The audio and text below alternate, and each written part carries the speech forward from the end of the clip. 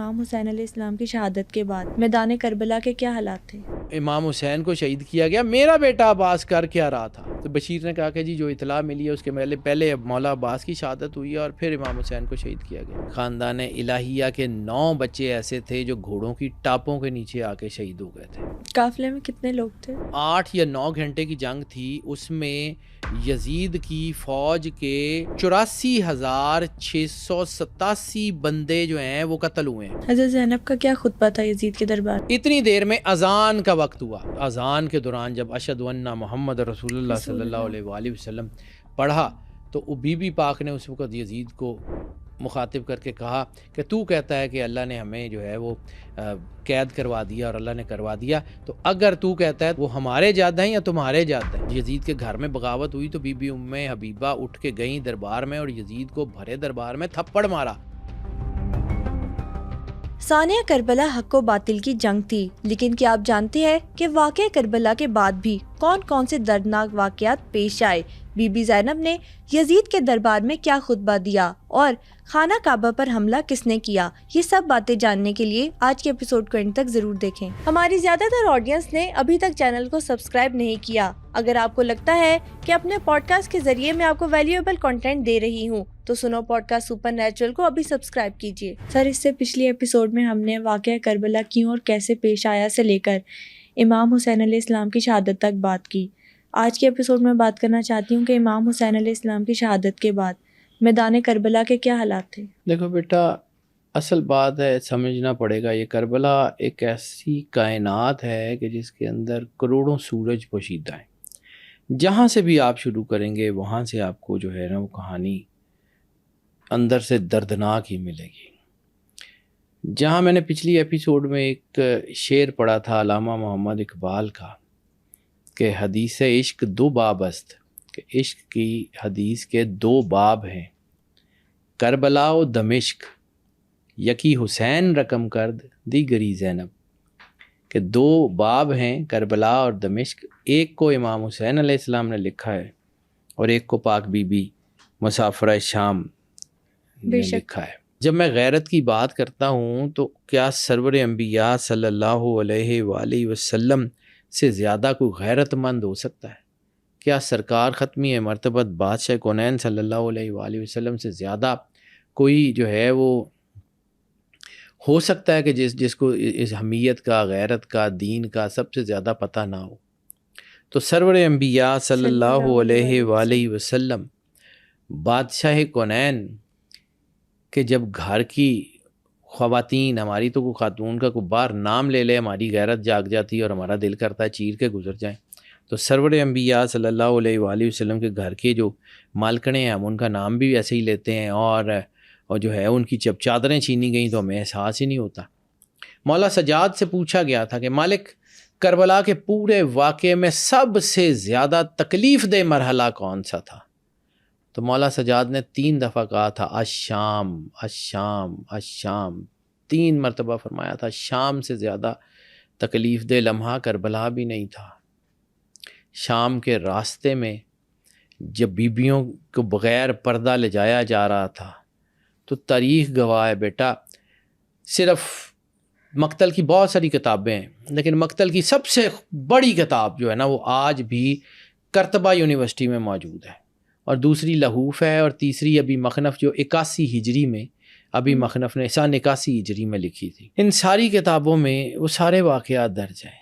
ایک واقعہ اس میں جو درج ہے وہ بہت ہی دردناک ہے، سمجھ سے باہر ہے۔ یعنی آپ کو کربلا سے شام جاتے ہوئے رستے میں اکثر مزار ملتے ہیں، اکثر جو ہے نا وہ ملتے ہیں۔ بیبیوں کے ہاتھ، اب امیجن کریں کہ بیبیوں کے ہاتھ بندھے ہوئے ہیں اور ماؤں کی گود میں بچے ہیں۔ جب کربلا کا قافلہ مدینے سے نکلتا ہے تو اس خاندان کی جتنی خواتین ہیں ان کے ساتھ بچوں کی تعداد 126 یا 127 ہے، اور جب کربلا سے واپس مدینے پہنچتا ہے تو صرف 3 بچے ہیں جو اس قافلے میں، باقی سب شہید ہو گئے ہیں۔ کچھ کربلا میں شہید ہو گئے، حضرت عبداللہ ابن حسن امام حسن علیہ السلام کے سب سے چھوٹے بیٹے ہیں، 6 سال کی ایج ہے، اور وہ بچہ امام حسین علیہ السلام کی گود میں ہے جس وقت امام حسین کو جو ہے حملہ کیا جا رہا تھا، یعنی کربلا کے میدان میں، اور عبداللہ ابن حسن 6 سال کے ہیں اور امام حسن کی نصرت کے لیے وہ ہاتھ آگے کرتے ہیں، زرارہ تلوار مارتا ہے اور امام حسین علیہ السلام کے سر کے اوپر، تو وہ بچہ ہاتھ کرتا ہے تو بچے کے دونوں ہاتھ، 6 سال کے بچے سرکار عبداللہ ابن حسن کے دونوں ہاتھ کٹ کے گر جاتے ہیں، اور ان کی شہادت ہوتی ہے امام حسین علیہ السلام کی گود میں، عبداللہ ابن حسن، امام حسن کے سب سے چھوٹے بیٹے۔ پھر اس کے بعد کربلا میں کچھ بچے شہید ہو گئے، کچھ زندان میں پاک بی بی، چھوٹی مالکن زندان والی بی بی کی شہادت ہو جاتی ہے۔ یہ واقعات جو ہیں ایسے ہیں کہ بیویوں کے ہاتھ بندھے ہوئے ہیں اور اونٹوں پہ بٹھا کے قافلہ تیزی سے گزرتا جا رہا ہے۔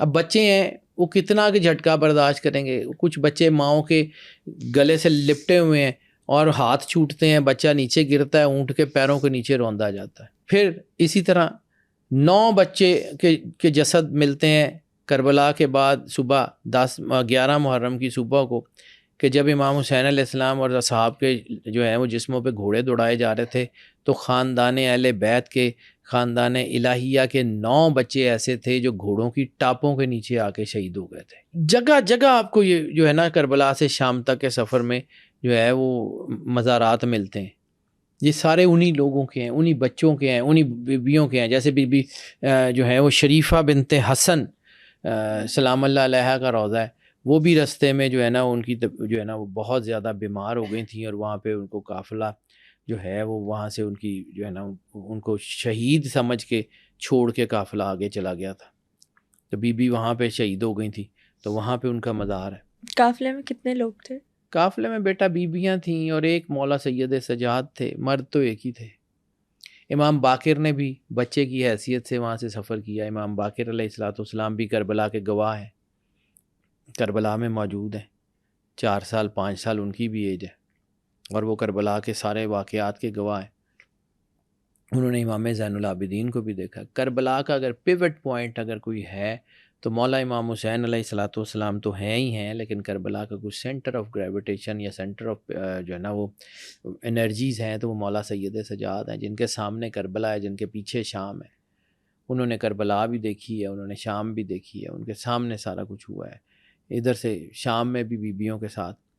یعنی جناب مسلم ابن عقیل کو زخمی حالت میں، یہ اتنے دلیر لوگ ہیں، اتنے دلیر لوگ ہیں، اتنے دلیر لوگ ہیں کہ ان کو کوئی ان کا کوئی سوچ بھی نہیں سکتا کہ یہ کس ڈائمینشن کے لوگ ہیں۔ مسلم ابن عقیل زخمی حالت میں، لوگوں نے رسیاں باندھی ہوئی ہیں، لیکن وہ جب گزر رہے ہیں تو کسی کی جرت نہیں ہے کہ قریب آ جائے، اور مولا سجاد جو ہیں وہ ان کو رسیاں باندھی ہوئی ہیں، کوئی ادھر سے دھکے دے رہا ہے، کوئی ادھر سے دھکے دے رہا ہے، دلیر بہت ہیں، لیکن وہ غیرت کھا گئی، وہ غیرت کھا گئی اس خاندان کو، اس خاندان کی خواتین کے جب پردہ جو ہے وہ اتارا گیا ہے تو اس خاندان کو غیرت کھا گئی۔ وہ غیرت سرور انبیاء صلی اللہ علیہ وآلہ وسلم کی غیرت ہے۔ جب یہ نیزے کے اوپر سر اٹھا کے کربلا کی طرح، یہ شام کی طرف جا رہا تھا یہ لشکر، تو بیویوں کے اوپر کیا بیتی، بچوں کے اوپر کیا بیتی، وہ بیان سے باہر ہے، وہ بیان سے باہر ہے، وہ کون ہے، کیا ہے، لیکن اس کی ڈائمینشنز بہت شاندار ہیں۔ یعنی جب ابن زیاد کے دربار میں امام حسین علیہ السلام کا سر لے جایا گیا، اور ابن زیاد نے کہا کہ شہر کو سجاؤ، اور امام حسین علیہ السلام کا سر وہاں رکھا گیا، اور پھر اس نے امام حسین علیہ السلام کے جو ہے کی وہاں پہ بھی بی بی نے خطبہ دیا ہے کوفیوں کو مخاطب کر کے۔ جب بی بی نے سرکار مسلم ابن عقیل کا سر مبارک جو ہے وہ کوفے کے دروازے کے باہر لٹکے ہوئے دیکھا، اور بی بی جیسے جناب مسلم ابن عقیل کی جو جسم مطہر ہے اس کی بے حرمتی ہوتی ہوئی دیکھی، تو بی بی نے وہاں بھی کوفیوں کو خطبہ جو ہے وہ کہا، اور آج بھی جو ہے نا وہ بی بی کی دعا کے اثر موجود ہیں۔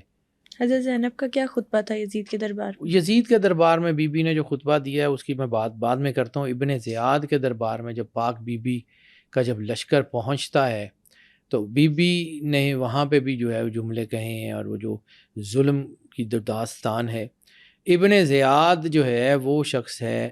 اب یہاں پہ ایک اور چیز میں نے آپ کو ایک کہانی کا کہا تھا کہ میں آپ کو ایک آج بتاتا ہوں۔ کربلا ایک ایسی داستان ہے جس کی حفاظت کا ذمہ شاید اللہ نے خود لیا ہوا ہے. اس کی کوئی ایسی چیز، کوئی چھوٹی سے چھوٹی مائنیوٹ ڈیٹیل بھی ایسی نہیں ہے جو گم ہوئی ہو.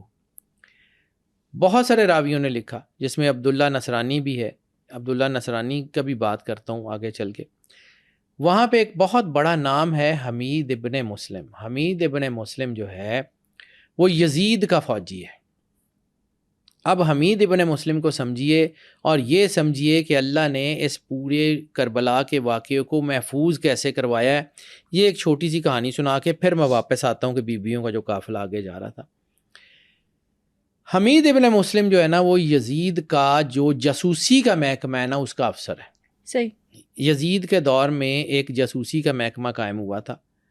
یزید کے جو ہے والد کے دور میں یہ جاسوسی کا محکمہ بنا جس کو ولید ابن عتبہ جو مدینہ کا گورنر بعد میں بنا، ولید نے اس کی بنیاد رکھی تھی اور مغیرہ نے اس کی جو ہے نا اس کو چلایا تھا.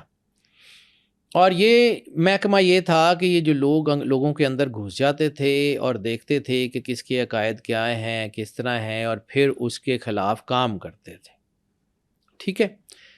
حمید ابن مسلم کو یزید نے بلایا. اس نے کہا کہ میں نے عباد اللہ، اب یہ ایک اور چیز سمجھو، دو بھائی ہیں. ایک کا نام ہے عبید اللہ ابن زیاد جو کوفے کا گورنر ہے جس نے امام حسین علیہ السلام کو قتل کیا، اور ایک عباد اللہ ابن زیاد ہے جو اس کا بڑا بھائی ہے جو یزید کا پرائم منسٹر ہے.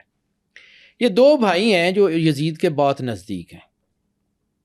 عباد اللہ ابن زیاد سفارش کرتا ہے کہ میرے بھائی کو یہ کوفہ کی گورنری دے دیں، بصرے کا تو حاکم ہے، تو یہ ذرا امام حسین علیہ السلام والا جو واقعہ ہے معاملہ ہے اس کو یہ اچھی طرح ٹیک اپ کر لے گا.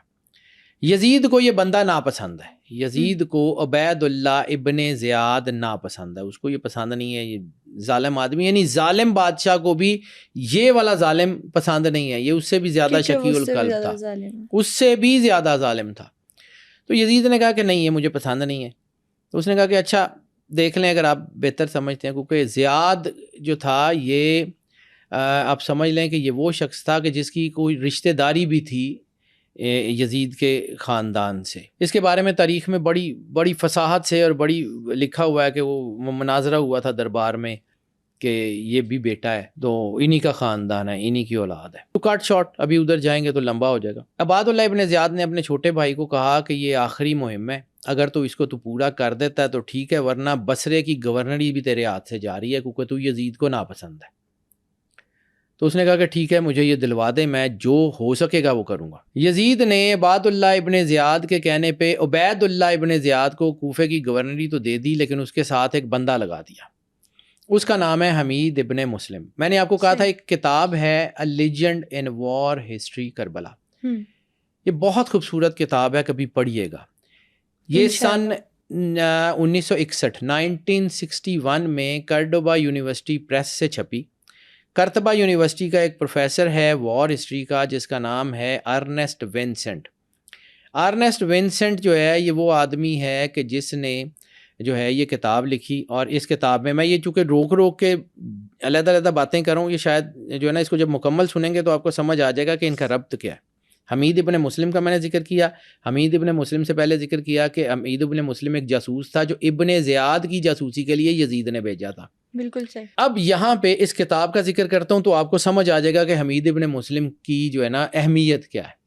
پروفیسر ارنسٹ ونسنٹ نے 1961 میں جو کتاب لکھی ہے کارڈوبا یونیورسٹی پریس سے چھپی A Legend in War History Karbala, اس میں وہ لکھتا ہے کہ میں نے یہ جو کتاب لکھی ہے یہ اسی حمید ابن مسلم کے ڈاکومنٹس کی بنیاد پہ لکھی ہے، اور حمید ابن مسلم کے وہ تمام ڈاکومنٹس جو ہیں وہ کربلا کی پورے ڈاکومنٹس اس وقت کارڈوبا یونیورسٹی کے مینوسکرپٹ لائبریری میں موجود ہیں اور اپنی اصل حالت میں. 126 یا 127 وہ خط ہیں جو حمید ابن مسلم نے یزید کے نام لکھے تھے جس میں پوری جنگ کا مکمل احوال لکھا ہوا ہے. اوکے. اب سمجھیے، وہ کہتا ہے جو پری فیس ہے اس کتاب کی، اس میں یہ کہتا ہے کہ میں نے یہ کتاب پڑھی، یہ جو ہے نا ڈاکومنٹس پڑھے، تو مجھے یہ حیرانی ہو گئی کہ کربلا کی جنگ جو 8 یا 9 گھنٹے کی جنگ تھی اس میں یزید کی فوج کے جو ہے نا 84,687 بندے جو ہیں وہ قتل ہوئے ہیں.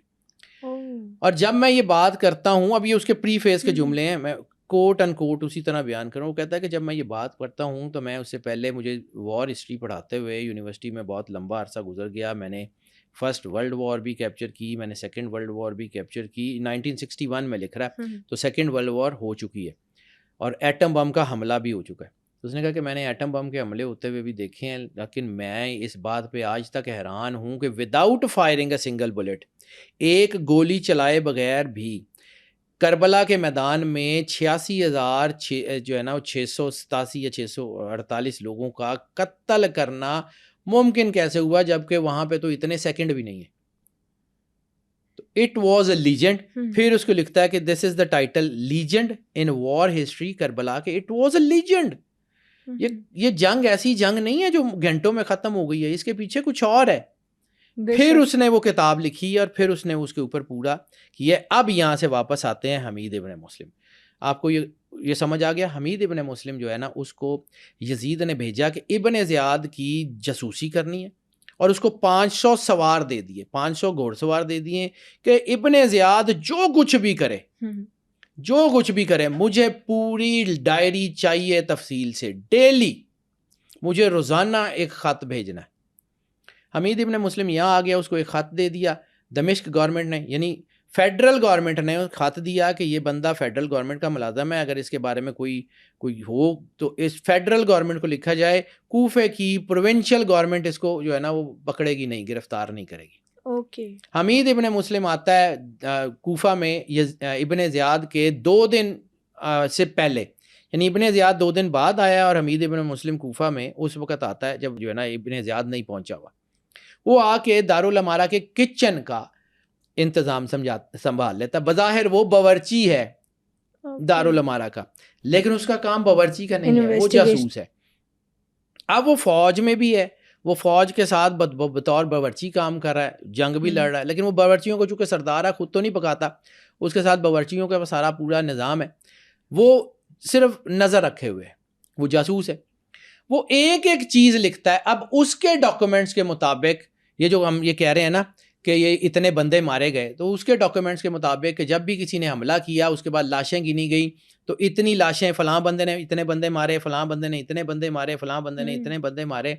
یعنی وہ اسی کے حکیم حمید ابن مسلم کا جو ڈاکومنٹ اس وقت موجود ہے, جس کے اوپر یہ پوری کتاب لکھی ہے ارنسٹ ونسنٹ نے, اس میں وہ لکھتا ہے کہ امام حسین علیہ الصلوۃ والسلام کے اپنے ہاتھ سے 11,000 سے زیادہ بندے مارے گئے.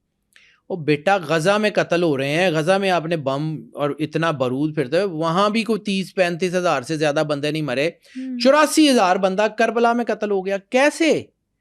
Without firing a single bullet. اب اسی کے اوپر ارنسٹ ونسنٹ اپنا پورا کیس بلڈ کرتا ہے. وہ کہتا ہے کہ ایک بندہ جو محکمے کا جاسوس ہو, اور جب میں وار ہسٹری کو پڑھتا ہوں اور پرانی جنگوں کو, تو اس دور میں بادشاہ سے حکم عدولی کی سزا سیدھی موت ہوتی تھی. حمید ابن مسلم کے خطوط سے یہ نہیں لگتا کہ اس نے اپنے امیر سے جھوٹ بولا ہوگا, اور اسی کی بنیاد کے اوپر, یعنی میں نے آپ کو جہاں سے بات شروع کی تھی کہ اللہ نے اس کربلا کو محفوظ کیا, یہ ڈاکومنٹس آج بھی پورے کے پورے محفوظ ہیں. اس میں یہ بھی لکھا ہوا کہ فلاں علاقے سے اتنی فوج آئی, فلاں سردار اتنی فوج لے کے آیا. اس میں جو فوج کی تعداد ہے امام حسین علیہ الصلوۃ والسلام کے خلاف جو موجود تھی کربلا کے اندر موجود تھی, وہ 3 لاکھ سے 2.5 سے 3 لاکھ سے زیادہ کی فوج تھی. یعنی 72 لوگوں کے مقابلے میں 2.5 سے 3 لاکھ کی فوج اتاری گئی. کچھ تھا تو اتاری گئی نا, ایسے ہی بے شک بلا وجہ اتار دی گئی. 2.5 سے 3 لاکھ کی فوج, دمشق سے بھی لشکر آئے, بصرے سے بھی آئے, کوفے سے بھی آئے, وہ جتنے شہر تھے, جتنا سارا کچھ تھا, وہاں سے یہ سارے کے سارے جو ہے نا یہ لشکر آتے رہے, اور یہ جو ہے نا فوج جو ہے وہ اپنا کام کرتی رہی.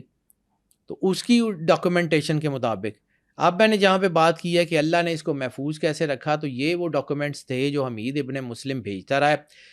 کوفہ میں ابن زیاد کے آنے سے 2 دن پہلے سے لے کے باب السوات میں جو ہے وہ امام حسین علیہ الصلوۃ والسلام کا ساری, یعنی دمشق کے دروازے تک پہنچنے تک کی پوری ڈاکومنٹیشن ہے. تو یہ اللہ کی پلاننگ. ٹھیک ہے. اب یہ ہوا کہ یہ جو ڈاکومنٹس تھے یہ یزید کی لائبریری میں محفوظ تھے, اس کو خط آتے تھے. تو جب یزید کے محل کے اوپر حملہ ہوا اور حکومت امویوں کے پاس آ گئی, تو انہوں نے یہ ڈاکومنٹ سنبھال لیے کہ ان کے لیے یہ تھے. پھر یہ جو ہے نا یہ ڈاکومنٹس مختار کے ہاتھ آتے ہیں, مختار سقفی.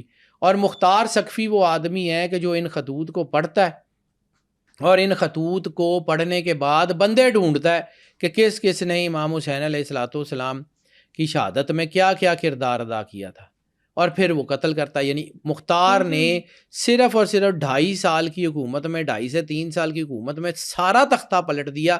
اس کے پاس کوئی سالڈ ڈاکومنٹ تھے تو جس کی بنیاد پہ اس نے ساری انفارمیشن نکالی اور فٹافٹ جو ہے یہ کام کیے، ٹھیک ہے، یہ اللہ نے محفوظ کرایا ہوا تھا۔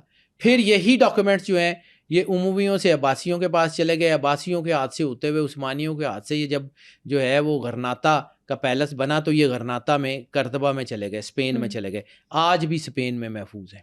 یعنی کربلا کا ایک ایک واقعہ مینوسکرپٹس کی شکل میں، وہ خط جو حمید ابن مسلم نے یزید کو لکھے تھے، وہ خط 123 یا 124 ہیں یا کچھ 127 ہیں، مجھے ایگزیکٹلی یاد نہیں، لیکن وہ سارے خط محفوظ ہیں۔ اس کے اوپر پوری ایک بک لکھی ہے ارنسٹ ونسنٹ نے، اے legend in war history Karbala, اس میں سارا کچھ بیان ہے۔ اب آ جاتے ہیں کہ جی حمید ابن مسلم جو تھا اس نے جو بیان کیا، وہ کربلا کی جو شہادتیں تھیں یا جتنا کچھ بھی تھا، اس نے ایک ایک چیز بیان کی ہوئی ہے بڑی مائنیوٹلی کہ فلاں سردار نے یہ کہا، فلاں نے امام حسین سے ملاقات کی، فلاں نے جو ہے وہ جنگ سے بھاگنا چاہا، تو پھر یعنی فوراً جو خط آ جاتے تھے ابن زیاد کو کہ وہ فلاں یہ کر دو، فلاں یہ کر دو، ابن زیاد پریشان تھا کہ یزید کو اتنی خبریں کون دے رہا ہے، بالکل، لیکن اس کو ساری زندگی یہ پتہ نہیں لگا کہ اس کے اپنے دارالامارہ میں یزید کا سپاہی تھا جو یزید کو یہ ساری خبریں دے رہا تھا۔ خیر ٹو کٹ شارٹ، جب جو ہے وہ سارا آتے ہیں امام حسین علیہ الصلوۃ والسلام کا سارا آتا ہے یزید کے دربار میں، یعنی پوری حلب کا میدان چھوڑ دیا، سارے جتنے بھی وہاں پہ جتنے بھی ظلم کی داستانیں ہیں راستے میں ایک سے ایک بھری پڑی ہے۔ یزید کے دربار میں جب سر آتا ہے امام حسین علیہ الصلوۃ والسلام کا، اور یزید جو ہے وہ امام حسین علیہ الصلوۃ والسلام کے جو ہے وہ لب مبارک کے اوپر چھڑی مار کے یہ کہتا ہے کہ آج جو ہے وہ کاش یہاں پر بدر کے لوگ ہوتے، احد کے لوگ ہوتے، وہ کہتے کہ اے یزید تیرے ہاتھ کبھی جو ہے وہ شل نہ ہو، تو نے بدر اور احد کا بدلہ لے لیا۔ تو جناب ارقم رسالت مآب سرور انبیاء صلی اللہ علیہ وآلہ وسلم کے بہت جید صحابی ہیں۔ یہ دار ارقم رسول اللہ کا جو گھر تھا نا، یہ بیسیکلی دار ارقم تھا، انہی کے بیٹے محمد بن ارقم یا تمیم بن ارقم، مجھے کو ایگزیکٹلی اب نام بھول رہا ہے، انہوں نے جب یہ دیکھا کہ یزید یہ حرکت کر رہا ہے تو آپ جو ہیں وہ اٹھے اور اٹھ کے کہا کہ یزید یہ تو کیا کر رہا ہے، میں نے ان لبوں کو چومتے ہوئے رسول اللہ کو دیکھا ہے۔ اور پھر اس نے مخاطب کیا درباریوں کو اور یزید کے کہ تم لوگ جو ہے وہ برباد ہو گئے ہو، تم نے اس کی بیعت کر لی ہے اور تم اب اپنی تباہی کا انتظار کرو، تم عذاب کے موجب۔ جب اس قسم کے جملے جناب ارقم کے بیٹے نے کہا تو یزید نے اپنے جلاد کو اشارہ کیا، اس نے وہیں سے تلوار مار کے ان کو شہید کر دیا۔ یزید کے دربار میں جناب ارقم کے بیٹے کی شہادت ہوئی ہے۔ اس کے بعد جو ہے وہ اس دربار میں جو ہے وہ چہ مگوئیاں شروع ہو گئیں۔ اتنے میں ایک جو ہے وہ بندہ اٹھتا ہے، وہ کہتا ہے کہ میں عیسائی ہوں اور میں عیسیٰ علیہ السلام کے ان حواریوں میں سے کسی ایک کا بیٹا ہوں، اور میرے پاس ان کا کوئی خونی رشتہ بھی نہیں ہے عیسیٰ سے، لیکن میرے پاس آج بھی حضرت عیسیٰ علیہ السلام جس سواری کے اوپر تھے، جو ان کا جو ہے وہ سواری کا جو جانور تھا، اس کے سوم پڑے ہوئے ہیں، اور پوری عیسائی قوم مجھے جو ہے نا وہ اتنی عزت دیتی ہے، اور تم نے اپنے رسول کے بیٹے کو قتل کر دیا ہے، تم کیسے مسلمان ہو؟ وہ اٹھ کے تو روم واپس چلا گیا۔ اسی طرح یزید کے دربار میں یہ چہ مگوئیاں شروع ہوئیں تو کسی نے کہا کہ ان قیدیوں کو بھی اپنی بات کرنے کا موقع دو۔ امام زین العابدین آگے بڑھے کہ میں جو ہے وہ بات کرنا چاہتا ہوں۔ تو جب یزید کے دربار میں یہ اس قسم کا ماحول بن گیا کہ لوگوں کے اندر وہ تناؤ پیدا ہو گیا اور اس سے کنٹرول کرنا مشکل ہو رہا تھا، یزید کے لوگ یزید کے خلاف ہو گئے، ہونا شروع ہو گیا نا۔ جب یہ ایک جناب ارقم کے بیٹے کو قتل کیا، دوسرا وہ عیسائیوں کا سفیر اٹھ کے چلا گیا، اور اس کو مار تو سکتے نہیں تھے، وہ رومن امپائر جو اس وقت کی بہت بڑی امپائر تھی اس کا سفیر تھا اور عیسائیوں کا بہت بڑا پریسٹ تھا، وہ اٹھ کے چلا گیا۔ تو یزید کے دربار میں عیسائی بھی تھے، یہودی بھی تھے، سارے ہی تھے، مسلمان بھی تھے، تو وہ لوگوں کے اندر جو ہے نا وہ ریسٹ لیسنس کی کیفیت ہوئی۔ اسی کیفیت میں یزید کو امام حسین کو خطبے کی اجازت دینا پڑی، ورنہ اس کو شوق نہیں تھا کہ امام زین العابدین وہاں کو خطبہ دیں یا بی بی دیں، یہ تو چاہ رہا تھا کہ یہ نہ کریں، اس کے خیال میں تو یہی تھا کہ یہ لوگ باغی ہیں، وہ تو لوگوں کو یہی بتا رہا تھا کہ یہ باغی ہیں، انہوں نے بغاوت کی ہے اور یہ قتل ہو گئے ہیں۔ جب بی بی نے اور امام زین العابدین نے اپنا تعارف کرایا کہ ہم رسول کے بیٹے ہیں، ہم رسولوں کی اولاد ہیں، تو وہ ان کے جو ہے نا پورے دربار میں جو ہے نا وہ لوگ پریشان ہو گئے کہ رسول اللہ کی اولاد کو قتل کر دیا، رسول اللہ کی اولاد کو قتل کر دیا، رسول اللہ کی اولاد کو قتل کر دیا۔ تو وہاں پہ یہ جو ماحول بنتا ہے نا، اس میں یزید جو ہے نا وہ پھر جو ہے نا اپنی بڑائی کرنے کے لیے کہتا ہے کہ دیکھو پھر اگر تم یہ کہتے ہو کہ رسول اللہ کی تم اولاد ہو، یہ ہو، تو پھر دیکھو اللہ نے تمہیں رسوا کر دیا، تم قتل کر دیے گئے ہو، آج بندھے ہوئے میرے دربار میں ہو۔ تو بی بی پاک جو ہیں وہ اس وقت خاموش رہتی ہیں۔ یزید نے دوسری دفعہ یہی جملہ بنایا، آپ بی بی پاک سیدہ مسافرہ شام جو ہیں وہ خاموش رہیں۔ اتنی دیر میں اذان کا وقت ہوا، اذان ہونی شروع ہوئی۔ جب اذان ہونی شروع ہوئی تو بی بی پاک نے جو ہے وہ اس اذان کے دوران جب اشہد ان محمد رسول اللہ صلی اللہ علیہ وآلہ وسلم پڑھا، تو وہ بی بی پاک نے اس وقت یزید کو مخاطب کر کے کہا کہ تو کہتا ہے کہ اللہ نے ہمیں جو ہے وہ قید کروا دیا اور اللہ نے کروا دیا، تو اگر تو کہتا ہے تو یہ جس جو ہے وہ جس کا نام تم جو ہے وہ لے رہے ہو اس خطبے میں، وہ کن کے جد ہیں؟ وہ ہمارے جد ہیں یا تمہارے جد ہیں؟ وہ ہمارے بڑے ہیں یا تمہارے بڑے ہیں؟ تم ہمیں کہتے ہو کہ ہمیں رسوا کر دیا گیا، آج جب تک قیامت تک یہ کلمہ رہے گا، جب تک قیامت تک یہ دین رہے گا، جب تک قیامت تک اذان دی جاتی رہے گی، ہمارے بڑوں کا نام اسی اذان میں رہے گا۔ اگر تو نے ہمیں جو ہے وہ کہتا ہے کہ ہمیں شہید کروا دیا یا ہمیں قید کر کے یہاں لے آیا ہے، تو تیرا کیا خیال ہے کہ تو اس میں کامیاب ہو گیا؟ تو اس میں کامیاب نہیں ہو سکتا۔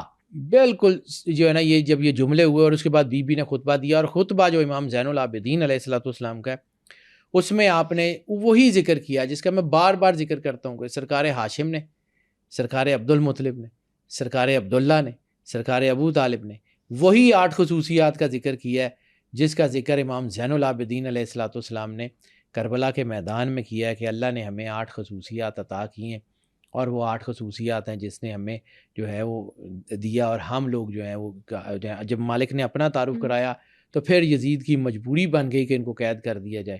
پھر یزید کے گھر میں اللہ نے ایک ایسا بندہ پیدا کیا ہے جنہوں نے اہل بیت کی مدد کی۔ محمد بن یزید کا کردار ساری دنیا جو ہے نا وہ بیان ہی نہیں کرتی۔ محمد بن یزید کا بیٹا ہے، جب اس کو پتہ لگتا ہے کہ امام حسین علیہ الصلوۃ والسلام کی شہادت ہو گئی ہے اور ان کو قید کر دیا گیا، وہ روتا ہوا جو ہے وہ آتا ہے بی بی ام حبیبہ کے پاس۔ بی بی ام حبیبہ یزید کی پھپھو ہیں، ام المومنین ام حبیبہ جو ابو سفیان کی بیٹی ہیں، اور یہ وہ بی بی ہیں جن کو مدینہ جو ہے وہ چھوڑنا پڑا تھا۔ رسالت مآب سرور انبیاء صلی اللہ علیہ وآلہ وسلم کی جو ہے نا وہ ظاہری وصال کے بعد ان کو رسالت مآب کی شہادت کے بعد مدینہ چھوڑنا پڑا تھا، وہ شام آ گئی تھی۔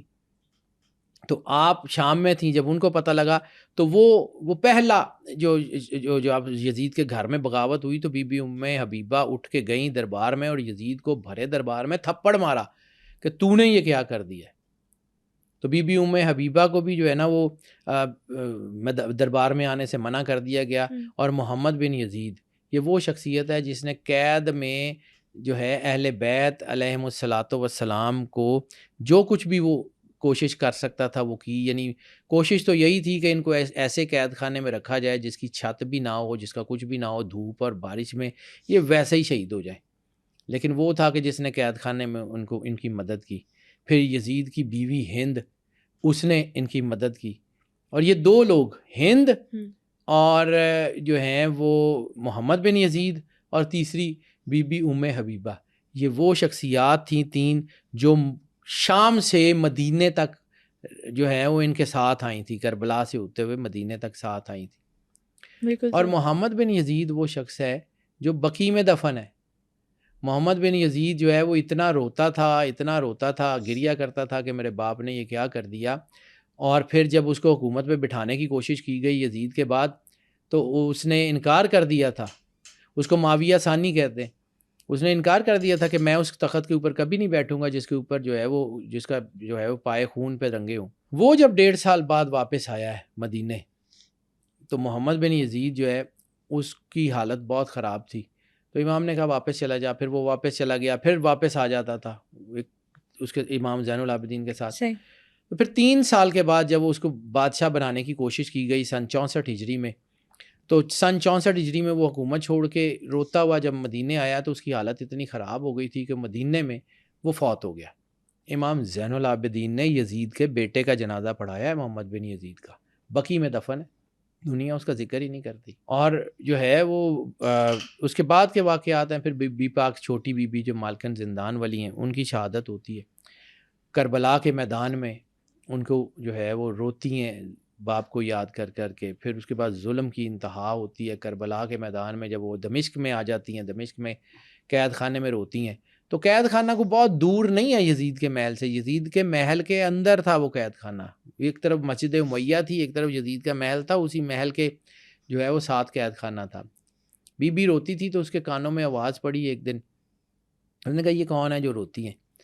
تو انہوں نے کہا کہ یہ مولا امام حسین علیہ الصلوۃ والسلام کی بیٹی ہیں اور وہ اپنے باپ کو یاد کر کے روتی ہیں. تو اس نے باپ کا سر دے دو ان کو. تو بی بی کو جب ان کا سر دیا گیا امام حسین علیہ الصلوۃ والسلام کا. اب اس کے پیچھے ایک اور واقعہ ہے کہ جب وہ رویا کرتی تھی تو انہوں نے کہا کہ ان کو علیحدہ قید کر دو. وہ چھوٹی 4 سال کی بچی کو انہوں نے اپنے گھر سے اٹھا کے اس قید خانے کے کمرے کے دوسرے تیسرے کمرے میں کوئی اندر کر کے کہ جہاں سے یزید کو ان کی آواز نہ آئے رونے کی، وہاں پہ علیحدہ قید کر دیا. چند دن کے بعد ان کا وہاں سے بھی جب رونا بہت زیادہ آیا تو یزید نے کہا اس کے باپ کا سار ان کو دے دو. بی بی کے پاس جب وہ سار آتا ہے تو بی بی اپنے باپ کے سار کے اوپر جو ہے وہ سر رکھ کے لیٹ جاتی ہیں اور پھر وہیں پہ ان کی شہادت ہو جاتی ہے. اسی جگہ ان کو دفن کیا جاتا ہے. آج بھی بی بی کی جو اصل تربت ہے وہ اسی قید خانے کے اندر سرداب کے اندر ہے. وہ چھوٹی سی تربت ہے، بالکل چھوٹی سی تربت ہے. اور یہ اسی جگہ ہے جس جگہ کے اوپر مالکن مسافرہ شام کا مسلح ہوا کرتا تھا جہاں اب نماز پڑھتی تھی. وہاں پر جو ہے وہ بی بی کے آنسو گرے ہیں. تو وہاں کی اس کی خاص نشانی ہے کہ وہاں پہ جس جگہ بی بی کی تربت ہے نا، وہاں کی مٹی بالکل سیاہ ہے، بالکل مرکری بلیک ہے، اور ارد گرد کی مٹی جو ہے نا وہ سفید یا یلو کلر کی ہے. تو وہ جو ہے نا وہ بی بی کی وہاں پہ شہادت ہوتی ہے. اس کے بعد جب بیویوں کو وہ سر واپس ملتے ہیں اور بی بی امام حسین علیہ الصلوۃ والسلام پہ گریہ کرتی ہیں، اور پھر وہاں سے وہ لشکر کربلا سے ہوتا ہوا مدینے پہنچتا ہے. اور مدینے پہنچ کے کون سا ان کو سکون مل گیا. جب لشکر مدینے پہنچتا ہے تو سن 62 ہجری ہے، خانہ کعبے پہ حملہ ہوتا ہے، خانہ کعبے کا غلاف جلایا جاتا ہے. میں بار بار یہی بات کرتا ہوں کہ اگر یزید کے کریڈٹ سے آپ کربلا نکال بھی دیتے ہیں نا کوشش کر کے کہ جی وہ بڑا نیک تھا، تو خانہ کعبے کے اوپر بھی حملہ اس نے ہی کرایا تھا. اس کا ہی سردار تھا عقبہ جس نے خانہ کعبے کے اوپر سنگ باری کی تھی، جس میں خانہ کعبے کا غلاف بھی جلا تھا اور خانہ کعبے کی چھت بھی گری تھی اور جو منجنیکوں سے حملہ کیا تھا. وہی عقبہ تھا جس نے مدینے کو تاخت و تاراج کیا تھا. وہی عقبہ تھا جس نے 70,000 لوگوں کو قتل کیا تھا. وہی عقبہ تھا جو جس بستی سے گزرتا تھا جلا دیتا تھا. تاریخ کی کتابیں بھری پڑی ہیں.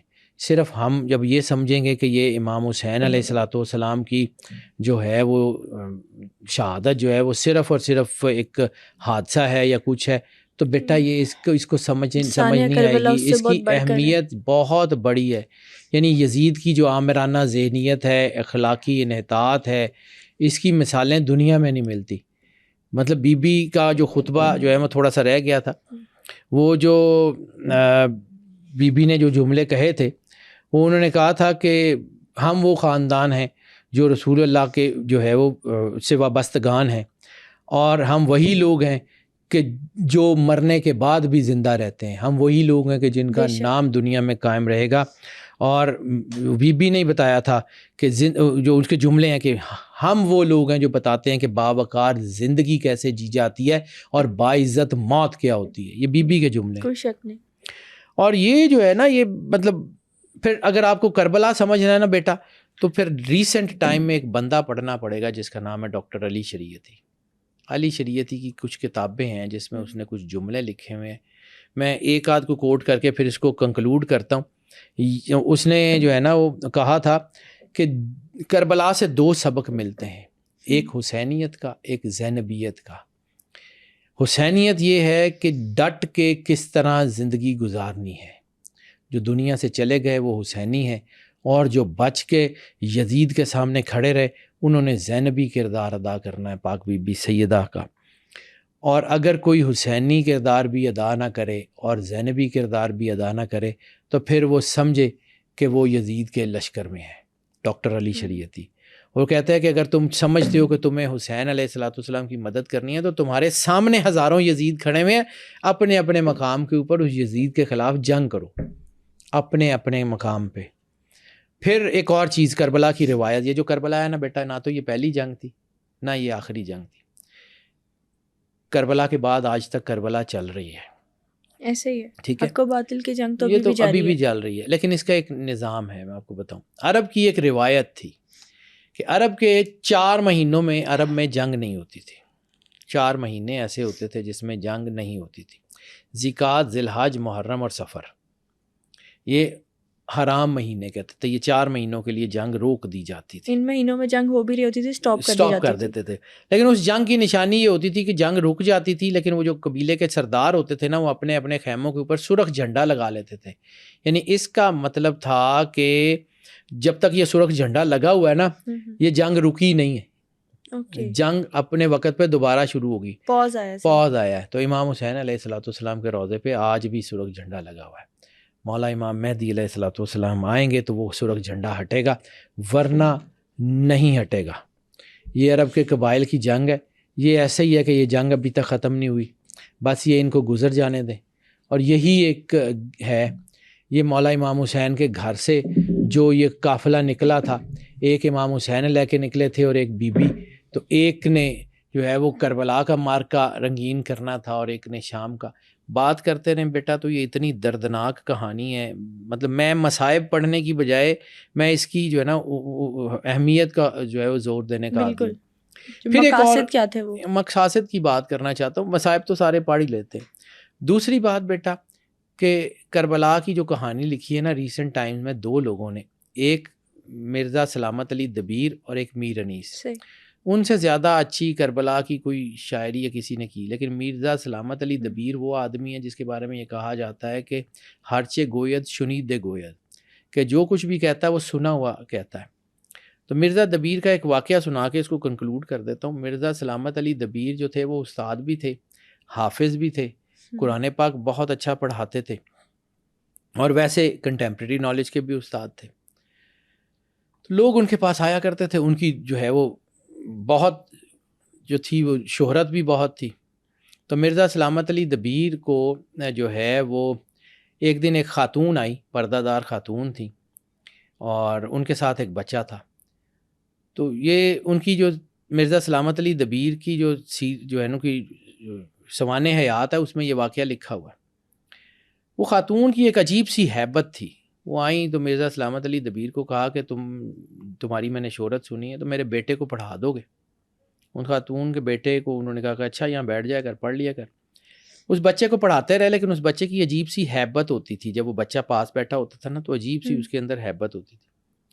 تو ایک دن یہ ہوا کہ مرزا سلامت علی دبیر کی بیوی کو اس دور میں کوئی ایسی بیماری ہو گئی کہ ڈاکٹروں نے، طبیبوں نے جواب دے دیا. انہوں نے کہا کہ اس بیماری کا علاج صرف ایک وہ جڑی بوٹی ہے، اور وہ جڑی بوٹی جو ہے نا وہ کہیں جو ہے وہ افریقہ کے کہیں پہاڑیوں میں پائی جاتی ہے، اور اگر وہ کہیں آ بھی جائے تو اس کی دوائی بنتے بنتے جتنا ٹائم لگ جائے گا اس کے پاس ٹائم نہیں ہے. اس کو جو ہے نا مرزا دبیر ایک جگہ ایک دن بیٹھے ہوئے اور بڑے دلگیر ہو کے وہ رو رہے تھے. ان کی زوجہ تھیں تو پریشان تھے. تو یہ شاگرد آیا، اس نے کہا استاد مسئلہ کیا ہے؟ انہوں نے کہا یہ فلاں فلاں چیز ہے. تم چھوڑو، تم بچے ہو، تمہارا کیا؟ انہوں نے کہا جی مجھے بتائیں تو صحیح. اس نے کہا کہ جی یہ کوئی جڑی بوٹی ہے جو وہاں ملتی ہے، اس کا علاج ہے، لیکن وہ مل نہیں سکتی. اس نے کہا مجھے وہ جڑی بوٹی کی تصویر دکھا سکتے ہیں؟ انہوں نے ایک کتاب نکالی، اس میں سے اس کو تصویر دکھائی کہ یہ لو، یہ دیکھ لو. کچھ چند گھنٹے گزرے تو وہ بچہ وہ جڑی بوٹی لے کے آ گیا. مرزا دبیر نے خیر اس وقت تو طبیعت نہیں ٹھیک تھی. انہوں نے حکیم صاحب جو تھے، ان کے جو طبیب تھے، ان کو وہ جڑی بوٹی دی، اس نے دوائی بنائی، ان کی بیوی ٹھیک ہو گئی. کچھ دن کے بعد انہوں نے بلا لیا. انہوں نے کہا یہ تو افریقہ سے کہیں سے ملتی تھی، تم کہاں سے لے آئے؟ انہوں نے کہا چھوڑیں، آپ کی بیوی ٹھیک ہو گئی ہیں، آپ میرے استاد تھے تو میں تو اس کو جو ہے نا فرض تھا، میں نے آپ کی مدد کرنی تھی، کر دی. اس نے کہا نہیں، یہ بتا یہ تو کیسے لایا، اتنی دور افریقہ کیسے گیا؟ اس نے کہا کہ جی آپ میرے استاد ہیں، یہ راز نہ پوچھیں. اس نے کہا نہیں، مجھے بتا کہ تو کیسے لایا. اس نے کہا کہ آپ نے کربلا کی مارکے میں ظافر جن کا نام سنا ہے، جو امام حسین کا مددگار تھا؟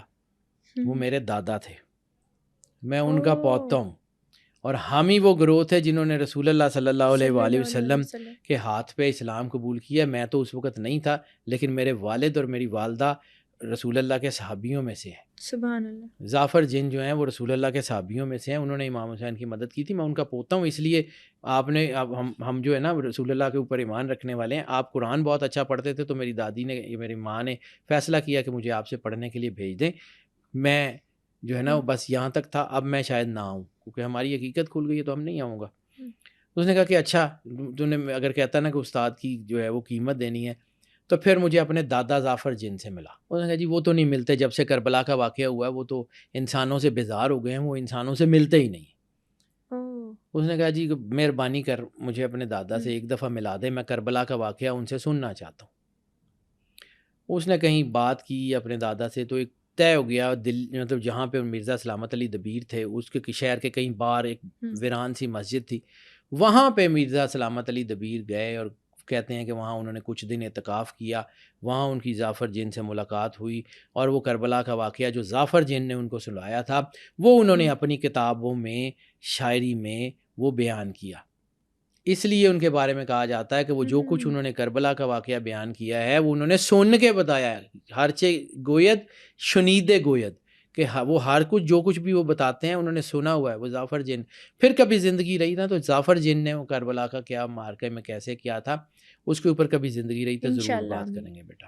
لیکن سر تھینک یو سو مچ، آج کے ایپیسوڈ میں آپ نے واقعہ کربلا کے بعد جو واقعات پیش آئے دردناک وہ بیان کیے. واقعہ کربلا کے کیا مقاصد تھے اور اس کے بعد کیا ہیپننگس ہوئی، واقعہ ہررا کیا ہے، وہ آپ نے ہمیں بتایا. Thank you so much for coming. آج کے ایپیسوڈ میں ہم نے مصائب کربلا اور واقعہ ہررا کے بارے میں جانا. آپ نیکسٹ ایپیسوڈ کس ٹاپک پر دیکھنا چاہتے ہیں ہمیں کامنٹ سیکشن میں ضرور بتائیے گا. Stay tune.